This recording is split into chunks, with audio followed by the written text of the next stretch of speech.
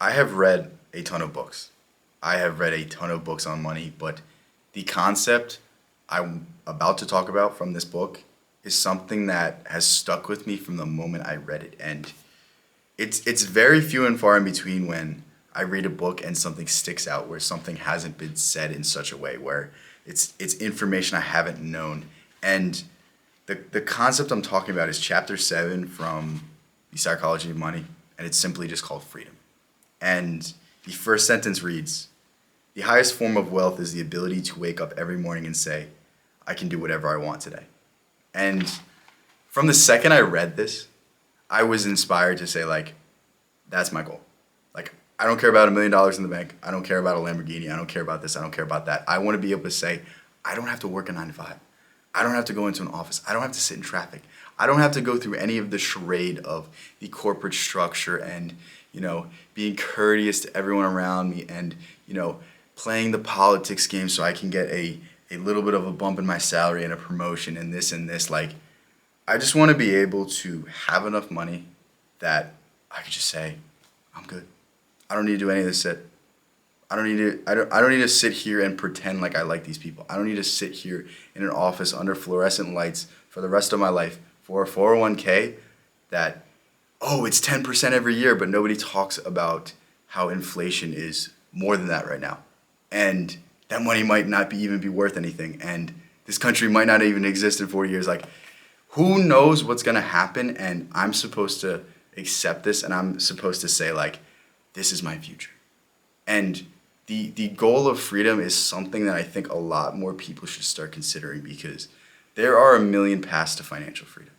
There are a million paths to being able to have enough, and it all starts with a few principles. It all starts with not spending beyond your means, not getting into tremendous debt, not doing anything stupid with, your marriage decisions or living in a nice house or, just overall making good decisions in that sense, and being able to provide enough value that people will pay you enough money that you can just live. And there is a give and take. Like, if you're trying to be Elon Musk, you're going to have to slave away for the rest of your life. You're going to have to sacrifice family. You're going to have to sacrifice going to your kids' soccer games. You're going to have to sacrifice pretty much everything to get to that level of wealth. But I want a balance where I make enough money, where I have the things I want, and the things I want allow me to have the freedom I want.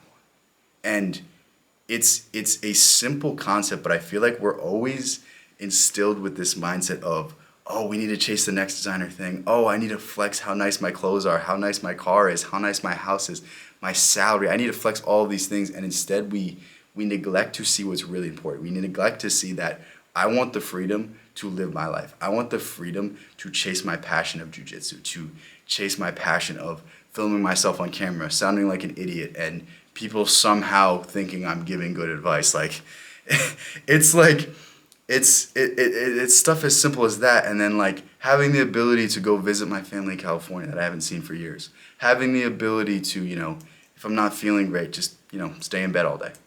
Having the ability to say, like, wow, there's a lot of traffic today. Thank God I don't have to go in the office. Like, just the conveniences that you can provide yourself when you set your life up in a way to give yourself freedom. And money is a way to buy back your time. If you have $10 million in the bank right now, you don't have to work the rest of your life. You don't have to go into an office. You don't have to do this. You don't have to do that. Like, you don't have to deal with the day-to-day that stresses people out. That stresses people out to the point where their hair falls out like mine. Like, it's a path that I feel like we can all attain, and it's a path that we should all start viewing as our peak of our existence. Yet I feel like so many people are wrapped up in the game of corporate politics, the game of, I need the next nice car, I need the next nice thing, I need to go out and spend $100 on whatever stupid bottle and show people how much money I have. Like, we need to start thinking of money as our freedom. We need to start thinking of money as our time. Like, we need to buy back our time.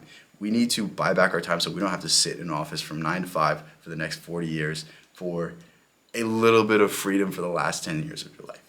And this is something that has really stuck, and this is something that I'm going to continue to work to, and I think this is a concept that you should start embracing. And this book is full of lessons like this. I think you should pick it up. If you haven't read many financial books, this is a really easy read. It's a really fun read, and I see no reason not to because, look, I'm not just suggesting it. This one has so many reviews on Amazon. So I'll leave a link in the description to this book. Go ahead and check it out if you were interested in the things I say, because this is just one piece of the puzzle. This is just one lesson that I've got from this book that has fundamentally changed the way I've seen money. So if you're interested in that, go ahead and check it out. And thank you so much for making this far. I'll catch you in the next one.